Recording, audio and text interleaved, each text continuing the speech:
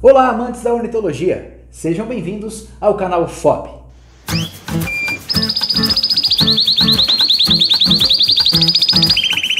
E hoje o canal FOB tem dois entrevistados. O senhor Alex Pino, do Canaril Bahia, lá de Salvador, e o senhor Wagner Bigliardi, do Canaril Colorado. Como é que vão, senhores? Boa tarde. Boa tarde. Tudo ótimo, graças a Deus. Hoje temos aqui na entrevista... Boa tarde. Temos aqui na entrevista dois extremos do Brasil, dois extremos geograficamente localizados, né? Um criador do sul do Brasil, um criador da Bahia, né? E de extremos de climas também, né? Vocês são criadores de canário de cor, é isso? Sim. Eu crio canário de cor já há 40 anos. E você, Wagner? Eu crio canário de cor desde 1994. Então lá se vão 26 anos já de canaricultura.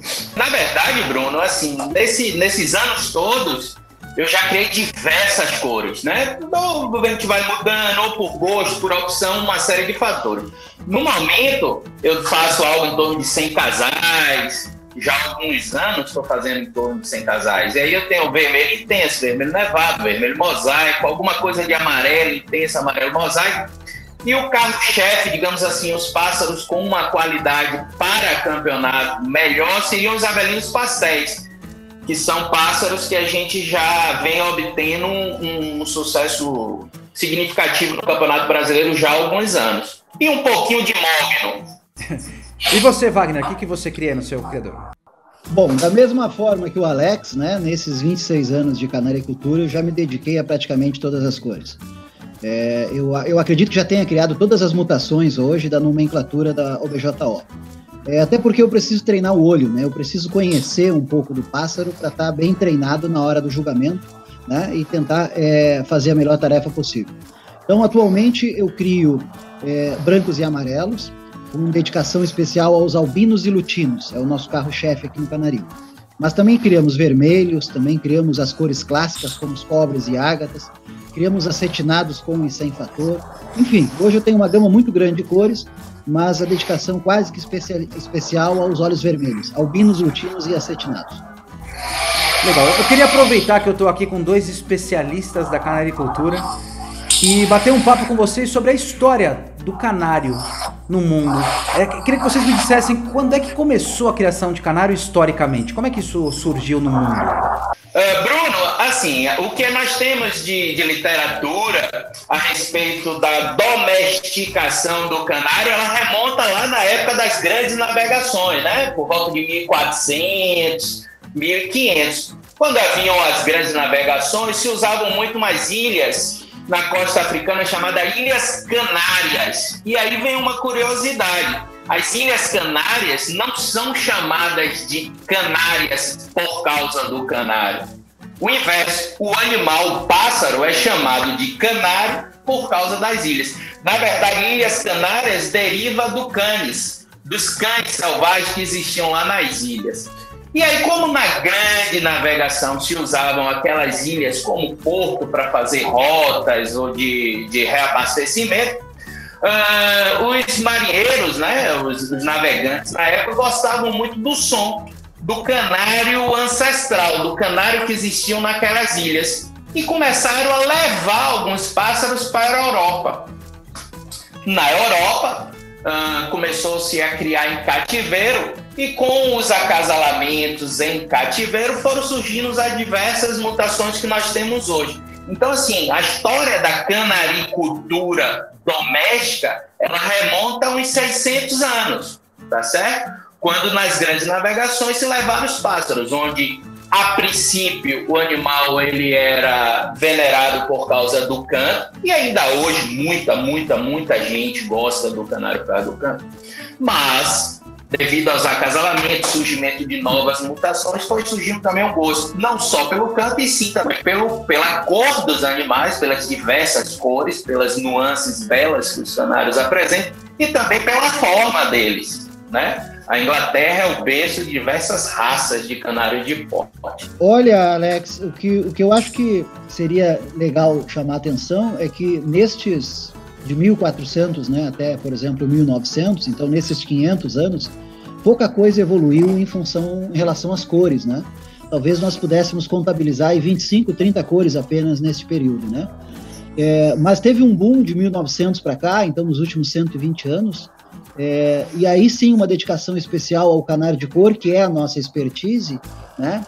Então de 1900 para cá teve uma quantidade muito grande de cores desenvolvidas, criadas, né? Ainda hoje existem outras que ainda não foram homologadas. Então, são dois períodos distintos, né? Um período no qual não se dedicou muito à cor, né? De 1400 a 1900. De 1900 para frente, sim, aí dedicação total à cor e uma explosão aí de, né, muitas cores homologadas já pela COM e pela OBJO. Você saberia me dizer quantas cores a gente tem homologadas hoje pela OBJO? Na última vez que eu contei eram 716. Perfeito. Mais de 700. Eu tenho quase certeza que foram 716 cores homologadas. Nós não temos esse número exato, né? Eu não sei até se o do Alex está atualizado, mas é próximo a 700, que é o número que nós usamos. A gente trabalha num universo de mais de 700 cores já, né? Exato. E subindo. Quando eu comecei a criar, e agora vem uma curiosidade, quando a gente é mais antigo e algo bom, a gente cria cultura histórica. Quando eu comecei a criar, a última cor da nomenclatura, da lista de nomenclatura, era acetinado, vermelho, marfim, mosaico, fêmea. Salvo engano, não tinham 400 cores. E aí surgiram outras mutações. Vocês conseguiriam me explicar, claro que superficialmente, que a gente sabe que existe todo um estudo, né, científico sobre isso, mas de onde vêm as cores dos canários? Como é que eles conseguem ter essas mutações tão definidas dessa maneira? Tem algum tipo de pigmento? Como é que funciona isso? Bom, a formação das cores dos canários, eu dividiria ela em dois grupos, né? No grupo dos lipocromos, que são as cores que são desenvolvidas a partir da genética e da alimentação. Então, a alimentação influenciaria, né, nessa cor chamada lipocromo, que são dois, amarelo e vermelho. O canário só tem dois lipocromos. E um outro grupo seria as melaninas. E nas melaninas nós teríamos dois grupos. As eumelaninas, divididas em negro e marrom, né, ou canela, e a felmelanina. Então, a partir desses dois grupos, nós definimos uma nomenclatura baseada nos lipocromos. Então, o lipocromo daria uma abertura para as variedades. Então, variedade seria branco, branco dominante, amarelo, amarelo marfim, vermelho, vermelho marfim. A gente nota que a combinação, né, desses pigmentos possíveis que eu estou debatendo aqui, eles dão combinações que não são aleatórias, né? São combinações que, a partir de uma característica observada no nascimento de um filhote que se diferenciou dos pais, né? Se essa característica for realmente marcante, for distinta, tiver uma identidade visual, né? A partir do momento que ela é fixada, ela entra num esquema, né, Alex? Já definido de cores, que seriam os prateados dominantes, né? Então, enfim, uma mutação, uma observação num item diferente. Ele, a partir do momento que ele é fixado, ele já vai ser desenvolvido nas cores homologadas pelo OBJO, e aí vai ser um processo mais complexo de explicação, que seria a análise da mutação, ele vai ser desenvolvido e aprovado ou não. Isso. Como bem o Wagner falou, basicamente a cor do canário ele é formado por dois tipos de pigmento, o lipocromo e a melanina. Todas as mutações e as diversas cores são instruções genéticas, vamos falar assim, que fazem com que influencie ou no lipocromo, ou na melanina, ou em ambos. Por exemplo, um canário da linha clara, ele deve ter a inibição total da melanina, ou seja, em sua plumagem ele está presente somente o lipocromo.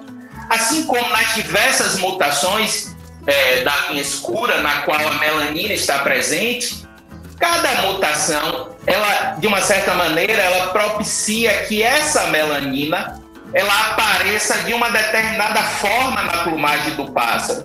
ou em graduações ou gradações de tonalidade, ou na localização dessa melanina em uma determinada pena, ou como ela se distribui no pássaro.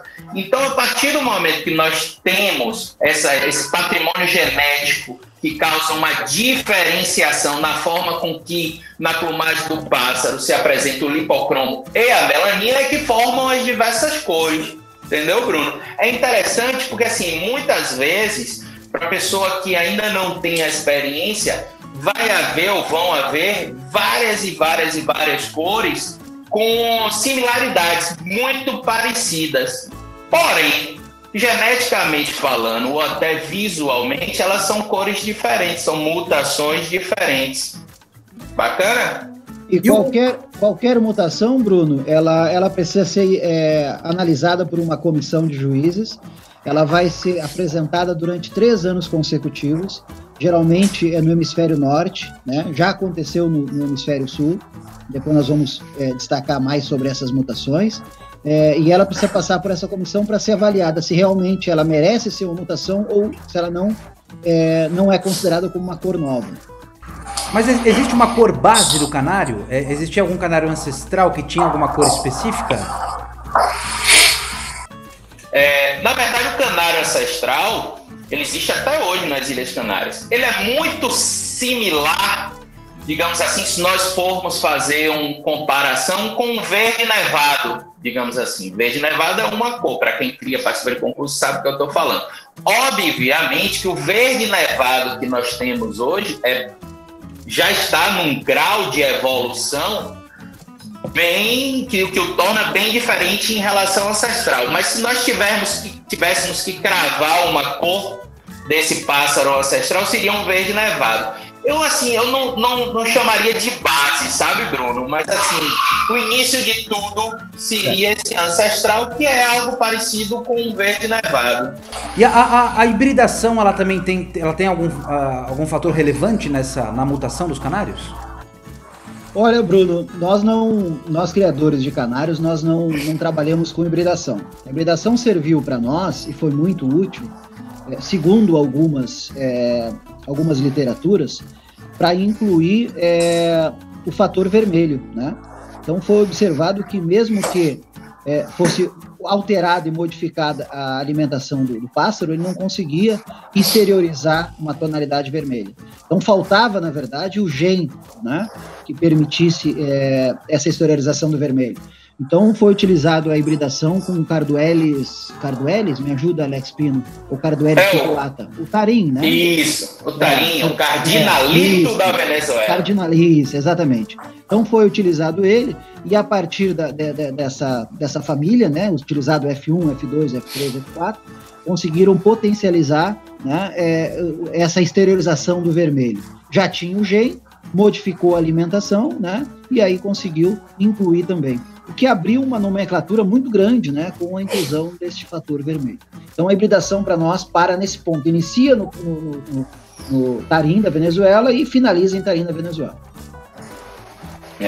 Além do fator vermelho, essa hibridação, porque assim, o Wagner falando parece algo simples, né, mas não foi. Primeiro você levou alguns anos, você tinha que conseguir híbridos férteis, né? Isso, e aí recruzar, fazer um trabalho de acasalamentos consanguíneos. Mas depois já de algum tempo conseguiu fixar essa possibilidade de transferir uma parte do gene do tarim para os pássaros, para os canários, e fazer com que ele, mediante a adição da sua alimentação de um caroteno vermelho, ele consiga fixar essa característica. Não só o confator, Wagner, mas também o mosaico, né? O dimorfismo sexual. A diferença visível entre o macho e a fêmea seriam nossos canários mosaicos, porque o tarim tem essa diferenciação, tem esse dimorfismo sexual. Então, assim, o acasalamento com tarim, ele foi propício por isso, com o fator vermelho e o mosaico. Só me lembrei de um aí, Wagner, que você pode até me ajudar nisso aí, que seria em relação ao jaspe. Também. Mais recentemente. O mosaico, há literaturas que contrariam, né, essa ideia do tarim, né? Alguns assumem que vem do Gloucester italiano, né? Que daria essa diferença. Mas o jaspe também é de hibridação, o ônix pode ter sido de hibridação também. Só que para nós, Bruno, é um assunto que não fica muito necessário, né? Na hora da mesa do julgamento. A gente conhece a história, a gente tem às vezes uma ou duas ou três fontes distintas, literaturas que vão confirmar ou contradizer, mas não é uma realidade nossa diária a hibridação. Eu acho que eu volto no que o Wagner disse agora há pouco também, né, sobre esse aprofundamento no estudo do canário de cor, que é datado de uma data muito próxima.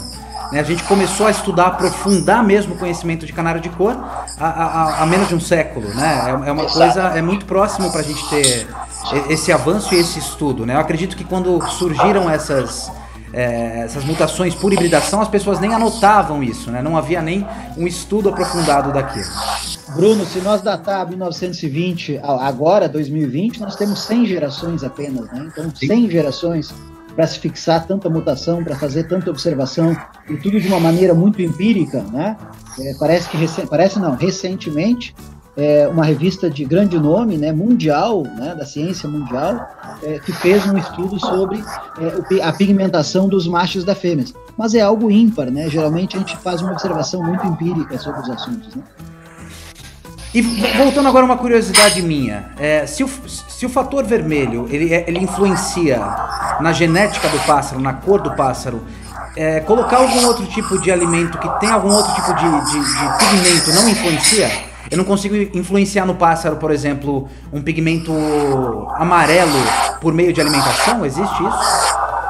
Na verdade, o lipocromo, ele basicamente é influenciado pela alimentação, tá certo, Bruno? Então, por exemplo, se você fornecer para um determinado pássaro que tenha em seu patrimônio genético a característica de fixar o lipocromo amarelo, mas se você fornecer para ele uma alimentação totalmente isento de carotenos, de pigmentos, você vai ter uma defasagem na cor. Como o inverso também, como o fornecimento de alimentos ricos no lipocromo desejado amarelo, na luteína, por exemplo, ele vai fortalecer ou vai propiciar que o pássaro, que já é programado geneticamente, é sempre interessante, sabe, Bruno, a gente falar isso, porque assim, manejo, opinião minha, é importante.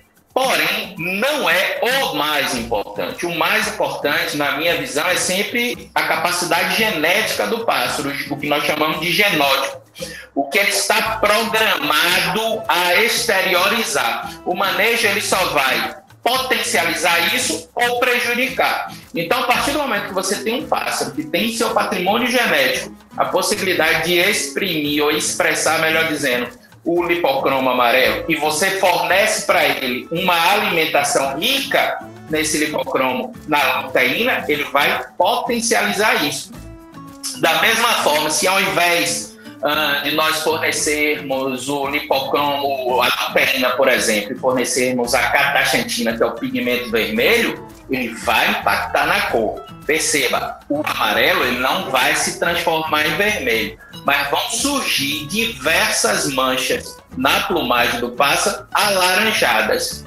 Mas, Alex, e por que o vermelho está vermelho? Justamente porque ele carrega no patrimônio genético dele a herança que a literatura fala da hibridação lá na década de 30, 40, 50 com tarim, que é o de fixar o lipocromo vermelho. Por isso que nos pássaros vermelhos, quando você fornece a cataxantina, ele fica vermelho. E é um pássaro que não tem essa característica no seu patrimônio genético, por mais que você forneça a cataxantina, nunca ele vai ficar vermelho, ele vai ficar alaranjado, vai ficar com manchas, tá? Eu não sei se foi bem isso que você perguntou, mas aí o Wagner pode complementar também. Exatamente isso, Alex, exatamente isso. Bruno, lipocromo significa a cor das gorduras, né? A cor do tecido adiposo, né? A cor lipídica. Então, tudo que o pássaro consumir e conseguir armazenar nesse tecido adiposo, quando a pena for crescer, ele consegue retirar este pigmento e consegue exteriorizar esse pigmento. Se ele geneticamente é amarelo, ele vai possivelmente exteriorizar a cor amarela. Se a alimentação estiver apropriada, Perfeito, é o que nós procuramos, uma genética de qualidade e uma alimentação de qualidade. Para o vermelho, da mesma forma, ele tem que ter geneticamente, né, boas características, e a alimentação tem que ser a mais adequada possível para ele chegar num nível de concurso e exteriorizar o potencial dele. A gente começou nossa entrevista falando que nós temos mais de 700 cores de canários já catalogadas aí, reconhecidas pela OBJO. Dessas mutações, alguma delas é brasileira? Quantas brasileiras nós temos nesse catálogo? Ô, Bruno, isso aí é uma coisa muito bacana, né, de se comentar, de se conversar aqui. Eu e o Alex conseguimos viver isso aí, porque faz pouco tempo, né, Alex? Eu já estava na ordem quando surgiu o reconhecimento do Urucum, né, feito pelo dedicado mestre Álvaro Blasino, e da mesma forma também os mognos, né, eu estava na ordem já e consegui acompanhar.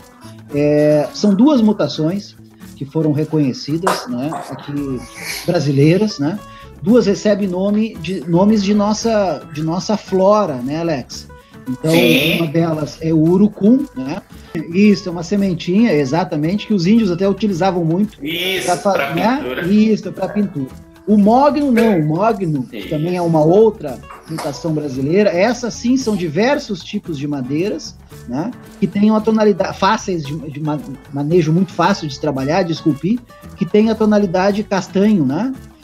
Então são dois nomes que nós utilizamos e fugimos daquela normalidade, né, Alex, de dar às mutações nome de pedras preciosas, né, por sua semelhança. Na verdade, Bruno, assim, é interessante, agora é curiosidade, né, curiosidade tem gente que gosta, tem gente que não gosta, mas eu gosto de curiosidade. Alex, pode contribuir. Diversas cores, elas foram batizadas em homenagem a pedras sempre preciosas ou preciosas. Então a gente tem, por exemplo, o ágata, temos o ônix, temos o topázio, temos o cobalto. Olha só a quantidade de pássaros que são chamados dessa forma por causa de pedra preciosa. E aí o opalino, exato, o jaspe, né? O opalino que vem da opala.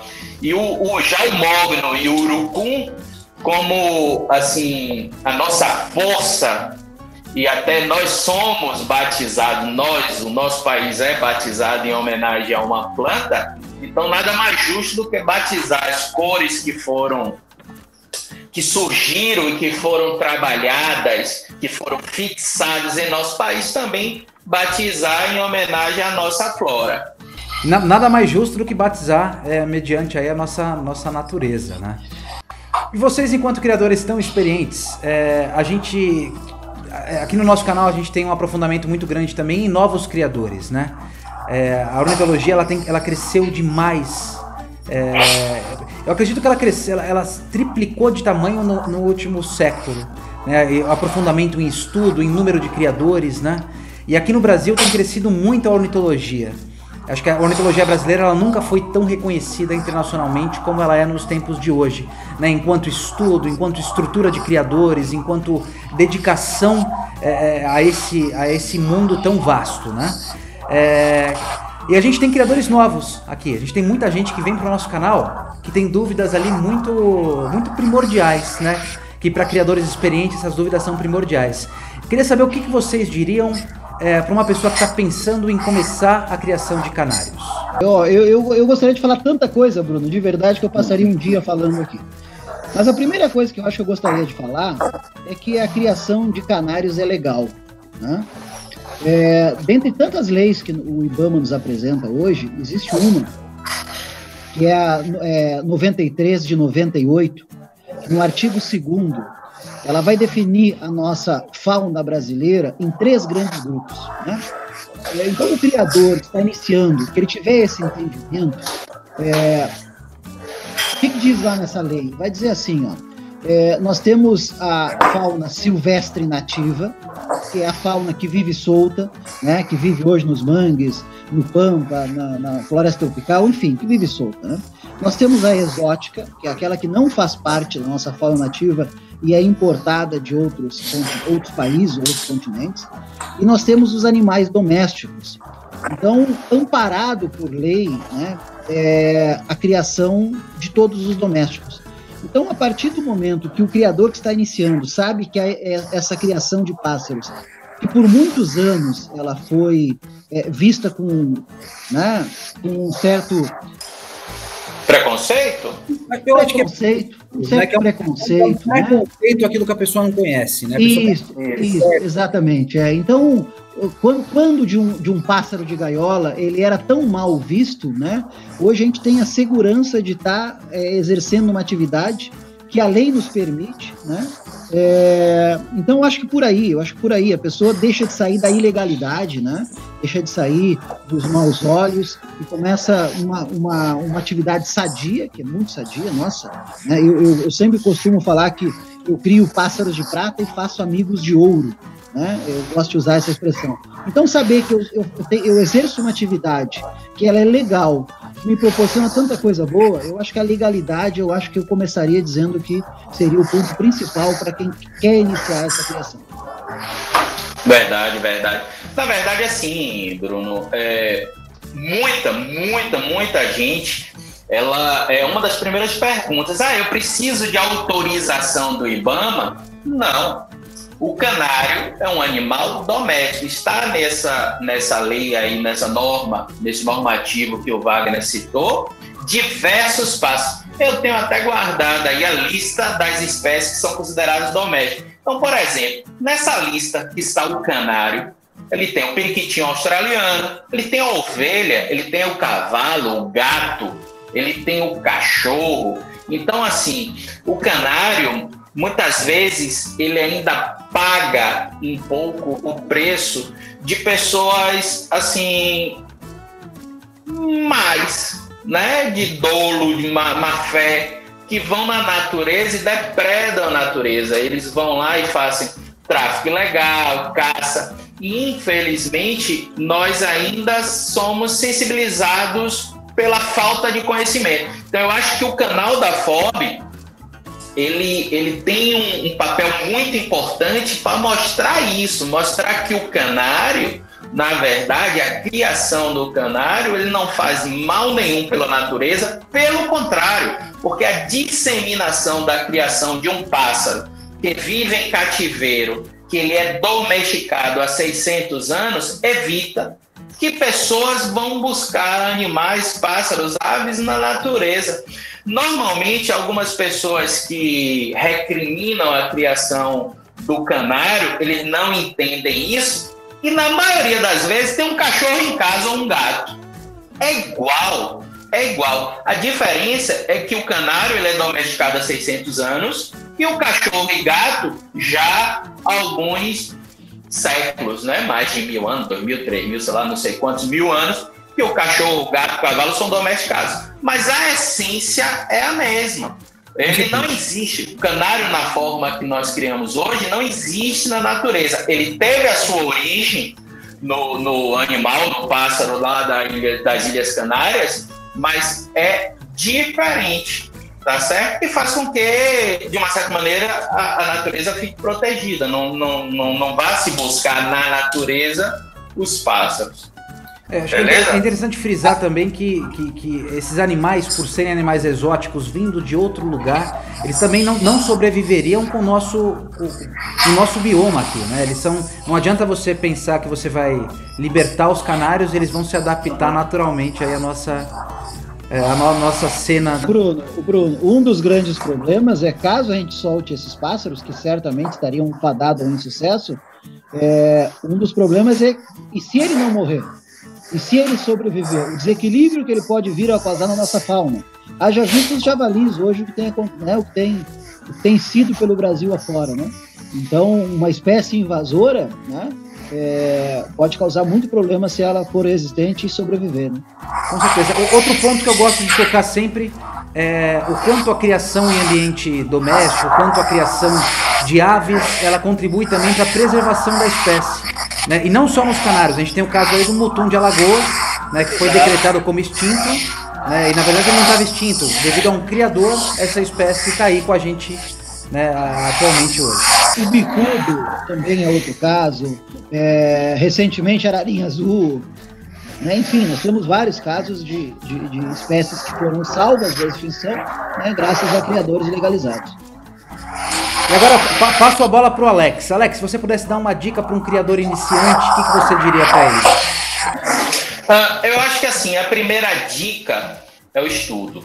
Eu acho que em tudo na vida a canaricultura não vai ser diferente disso. Se você se propor a fazer algo, você tem que entender como é ou como se faz esse algo. Então, se você vai buscar criar canário, você tem que entender como é uma criação do canário. E aí entra mais uma vez a minha idade e meus tempos de criação. Hoje em dia é muito mais fácil e está muito mais disponível as informações. Quando eu comecei a criar lá, junto com meu pai, nos anos de 1980, eram raríssimos os livros, não tinha internet, não tinha WhatsApp, o intercâmbio se dava uma vez por ano ou 2 vezes por ano, quando vinha um juiz julgar nossos pássaros no clube. E quando nós íamos ao Campeonato Brasileiro, era a chance de trocar ideias. E livros eram pouquíssimos, talvez uns 4 ou 5 livros, mas assim, de uma certa maneira mais amadores, tá? Mais empíricos, amadores. E hoje a gente encontra uma gama enorme. Claro, óbvio, que nós temos informações confiáveis e informações não confiáveis. Mas a partir do momento que você tem uma quantidade muito grande de informações, você, com o tempo, você consegue distinguir o que é confiável ou não. Então, se eu vou começar a criar um pássaro, o nosso canário, nosso querido canário, e aí eu vou puxar a sardinha para o meu lado, o canário de coco, belíssimo, você tem que entender como é os acasalamentos, como é que se busca a melhoria no padrão. E aí, Bruno, eu vou aproveitar para falar um pouquinho de padrão, tá certo? A gente falou que existe 716 cores, bacana. Mas assim, e os campeonatos? Não sei nem se você ia tocar nesse assunto, mas já estou me entrando nisso. Vamos lá. Isso. E os campeonatos, como é que funciona? É o mais bonito? É o que canta mais? É o que é maior? Assim, para cada cor ou cada raça de porte ou canto, existe um padrão pré-determinado que foi fixado por um grupamento de experts naquela cor, naquela raça, e estipula um padrão. O tamanho tem que ser assim, a forma tem que ser assado, a tonalidade da melanina tem que ser assim, o lipocromo tem que se mostrar no corpo de tal forma, e aí é feito um padrão. Nos campeonatos, ganha aquele pássaro que mais chega perto a esse padrão pré-determinado. Então, o objetivo meu e o de Wagner, tenho certeza, é a cada ano tirar pássaros que mais cheguem perto a esse padrão. É o nosso objetivo. Então, nós fazemos os acasalamentos com esse intuito. Então, entender o padrão ou entender o que é esperado no momento dos campeonatos, no momento que é avaliado os pássaros pelo juiz, é primordial. E aí, vamos fazer a propaganda. Wagner adora, eu também captei a essência dele, é fazer a propaganda, Bruno, do manual de julgamento. A FOB, junto com a OBJO, disponibiliza manuais dos diversos segmentos ornitológicos. Se você cria um canário de cor, busque um manual do canário de cor para você entender o que é esperado daquela cor que você cria, dos canários de porte dessa forma, dos piscitacídeos, se você gosta do piscitacídeo, quer criar o piscitacídeo, quer entender o que é esperado para uma determinada raça de piscitacídeo, é mais do que fundamental que você busque o manual. Beleza? Então, informação, eu acho que para tudo na vida, né? Informação é a base de tudo. Tudo que nós devemos fazer entendendo. Fazer por fazer, eu acho que é perigoso, muito provavelmente não vamos ter sucesso, tá certo? E é perda de tempo, na minha opinião. Alex, obrigatoriamente, nós temos que estar amparado por um clube, né? Nós pulamos essa etapa. Então, todo aquele criador iniciante, né, que sabe que é legal, que sabe que está fazendo uma atividade prazerosa, né, que busca conhecimento, que busca competição, ele tem que estar amparado por outros criadores mais experientes, né? Então, esse amparo ele vai encontrar onde? Num clube, né, dos diversos clubes que nós temos no Brasil.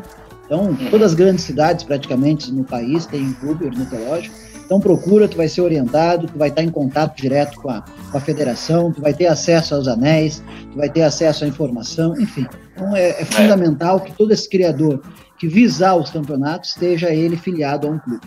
A gente sempre fala que a porta de entrada é o clube. Oi? A porta de entrada é o clube ornitológico.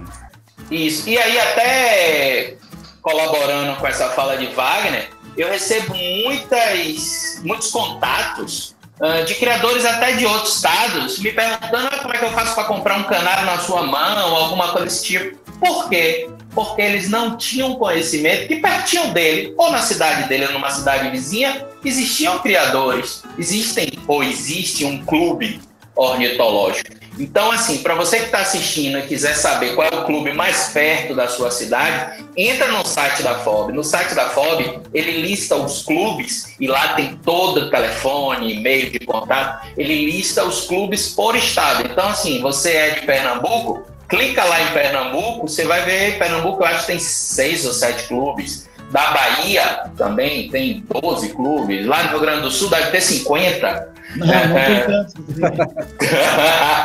E busca um mais próximo da sua cidade. Ou até, para sua surpresa, na sua cidade. O clube, como bem falou o Wagner, ele é o sustento. É assim, quando a gente fala clube, a gente entende como uma associação de criadores.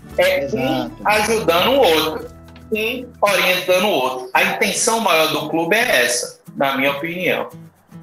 Tá certo. E a troca de conhecimento, né? O clube é a porta de entrada para um concurso, para um campeonato. Mesmo para quem não participe disso, é interessante acompanhar um concurso, acompanhar um campeonato, acompanhar um julgamento, né? Independente do segmento, se é em porte, se é em cor, se é em canto. É interessante acompanhar um julgamento para adquirir esse conhecimento.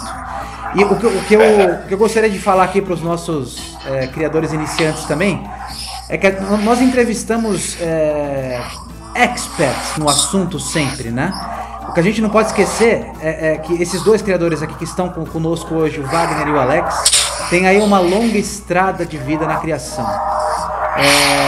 E nessa longa estrada já tiveram que lidar com fracassos também, eu tenho certeza disso, né? Então, uma das virtudes da criação é a paciência, o estudo, porque você vai lidar com pedras no caminho sempre.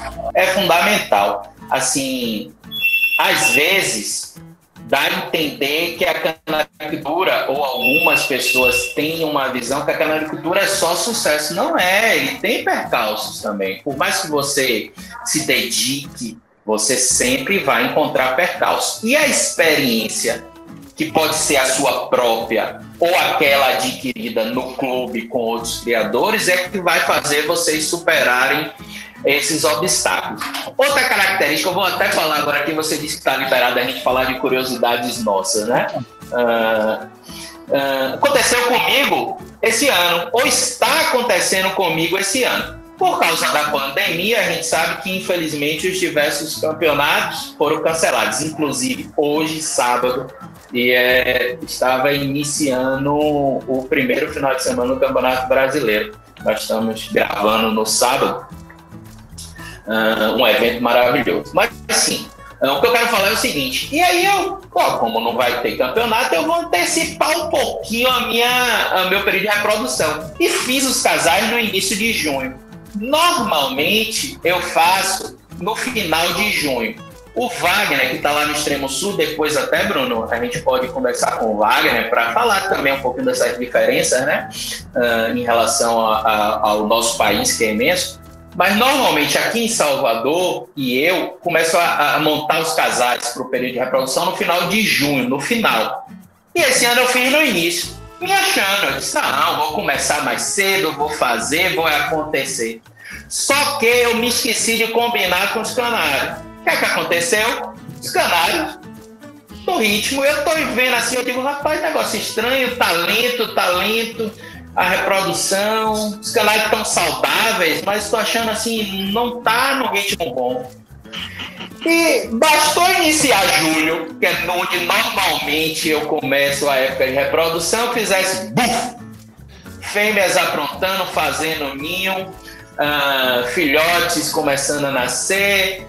Perceba, muitas vezes a gente, o ser humano, a gente quer botar o dedo e transformar algumas coisas que não dependem plenamente da gente. Tudo tem seu ciclo, seu momento. Então eu quis antecipar para o início de junho, mas os canários me deram uma volta e disse, não, nós vamos começar a reprodução no início de julho. E aí você percebe que assim, a experiência, a vivência, ela é importante, seja ela sua ou adquirida em uma associação. Se fosse talvez um criador menos experiente, ficaria logo afobado, tem algo errado, mas está doente, vou dar algum outro medicamento, e aí ao invés de fazer o bem, poderia até fazer o mal. Então assim, o que foi dito por Bigliardi é fundamental. Temos, independente da nossa finalidade ou dos nossos objetivos na criação de canário, temos que buscar auxílio em outras pessoas. E um clube ornitológico, mais do que nunca, é a base disso. É onde você encontra a experiência em outros colegas criadores. Claro, excelente fala aqui.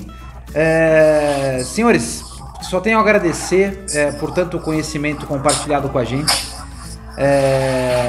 Acho que a ornitologia e a canaricultura elas têm crescido muito. A ornitologia e a canaricultura têm crescido muito, né? E eu acho que os grandes culpados por esse crescimento são vocês, criadores, que têm uma dedicação tão extrema à criação e a essa disseminação desse estudo. Então só tenho a agradecer a vocês por ter aberto a casa de vocês aí em pleno sábado. Vamos torcer para tudo isso passar logo, para a gente estar junto aí num campeonato, num concurso e poder trocar uma ideia e trocar experiência. Maravilha, Bruno. É um prazer enorme estar participando desse trabalho com vocês. A gente vem acompanhando e vem sempre que possível ajudando nesse momento tão crítico, né, que nós estamos passando. Então, a FORB abre mais um canal, né? Nós temos tantos canais de comunicação hoje entre o criador e a FOB. Então, mais um canal aberto, sucesso garantido. A gente está sempre querendo auxiliar o criador, seja ele do nível que for. E precisamos de muita força nessa hora, né? Como o Alex falou, hoje nós estaríamos em Itatiba, fazendo parte do nosso momento máximo, né? Do ápice da nossa criação, né? Que seriam os campeonatos, os concursos. Já que não estamos, então estamos aqui, né? Um em São Paulo, um em Salvador, eu aqui no gelado Rio Grande do Sul, hoje marcando quase 1 grau aqui. Né? Muito frio mesmo. Mas estamos juntos tentando levar informação, tentando levar a todos os criadores do Brasil e do mundo afora, que esse canal tem sido assistido por todo mundo, as informações básicas. Contem sempre comigo, contem sempre com o Alex, né? Contem sempre com o Bruno, e vamos seguir trabalhando firme e forte sempre, cada vez mais. Forte abraço, Bruno. Forte abraço, Alex. Valeu, Wagner. Obrigado, Bruno, pela oportunidade. Eu acho assim, falar sobre canário é algo que me dá um prazer enorme. Vocês perceberam que no Wagner também. E aí, assim, a gente tem o impacto da pandemia. Eu acredito que é interessante a gente falar nesse impacto e aí falar dos benefícios da canaricultura. Vou falar um caso aqui com vocês só para ilustrar. Vocês já perceberam que eu gosto de contar a história, né? Não ligue não, é assim mesmo.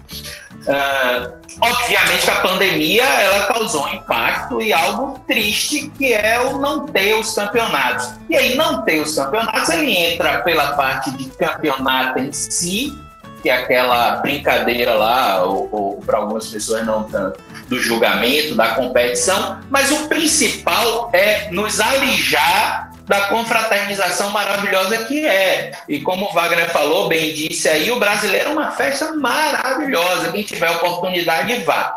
Porém, tendo em vista todos os outros impactos que a pandemia nos causou e nos causa, e teoricamente vai nos causar ainda por alguns meses, o canário é talvez uma luz, sabe?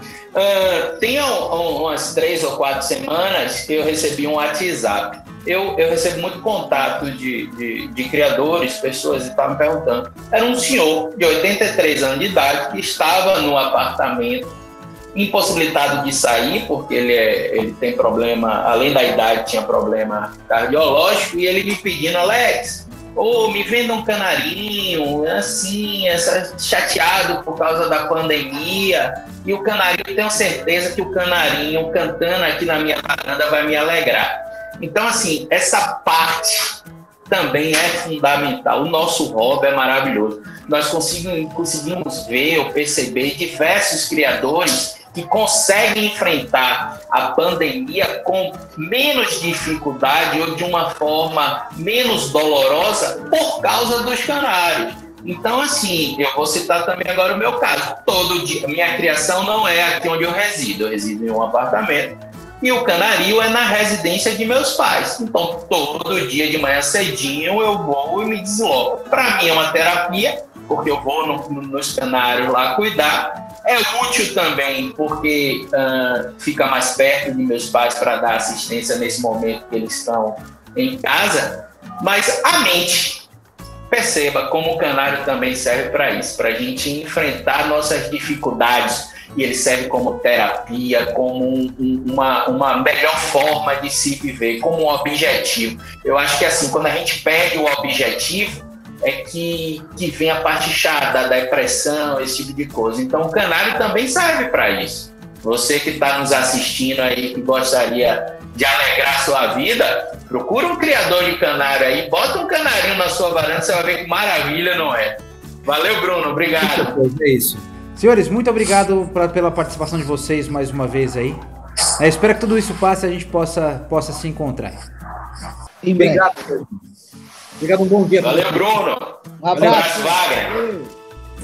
E esse foi mais um vídeo aqui do canal FOB, trazendo para vocês todo o conhecimento sobre o mundo da ornitologia.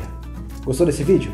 Assista os nossos vídeos anteriores, curta a nossa página, compartilhe quantas vezes quiser e vem com a gente nesse voo.